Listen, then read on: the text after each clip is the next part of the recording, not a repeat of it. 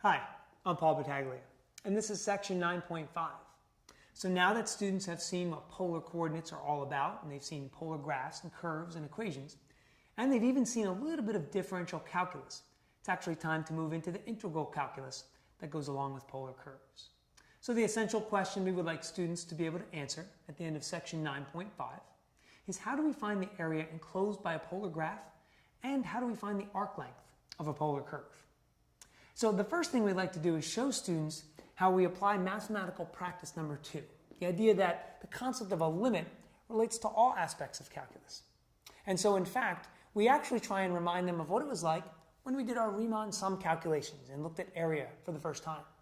What we did there was we summed a bunch of smaller rectangles. And in this case, we're going to look at a bunch of smaller sectors.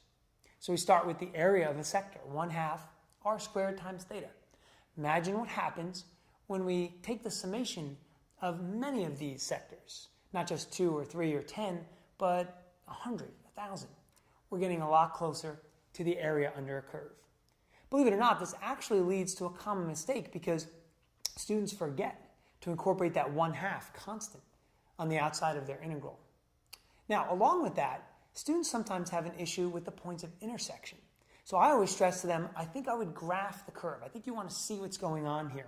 And you may have to do that by hand, or you may have to use a graphing utility. But nevertheless, they get a little bit confused because when they're looking for the limits of integration, it's not always that easy, specifically when they're not given. So I always stress to students, we're looking for the radial lines in particular that are traced out when we begin tracing the curve and then we end. Now, the other thing I have to address is the idea that obviously some curves will intersect a spot more than once. And we have to make sure that when we look for things like that, we're looking for simultaneous collision of points. Those are the key points of intersection. Now, a great way to end the lesson is having students look at example 3, because it really takes area to another level. And what I love about this problem is we go from just finding the area here under a curve to trying to find the area between two curves.